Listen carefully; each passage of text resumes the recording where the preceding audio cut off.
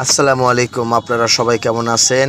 আলহামদুলিল্লাহ, আমিও ভালো আছি। আজকে আপনাদেরকে দেখাবো সাপার রোড, নজিপুর টু সাপাহার। এটা নজিপুর বাজারের একটি ব্রিজের উপরে আপনারা দেখতেছেন হাজার হাজার মানুষ সকাল সকাল টাইমে, অনেক কুয়াশার ভিড়। খুব সাবধান। এই যে গাড়িটা দেখুন, বিশাল বড় একটি বাস। এই গাড়িটার মাথায় বাড়ি দেওয়ার পরে এখন বর্তমানে এই গাড়িটার অনেক বড় ক্ষয়ক্ষতি হয়েছে। এই যে আপনারা দেখুন, গাড়িটার সামনে আমি দেখানোর চেষ্টা করতেছি। এটা সকাল 8:30টায় দুর্ঘটনাটা ঘটেছে।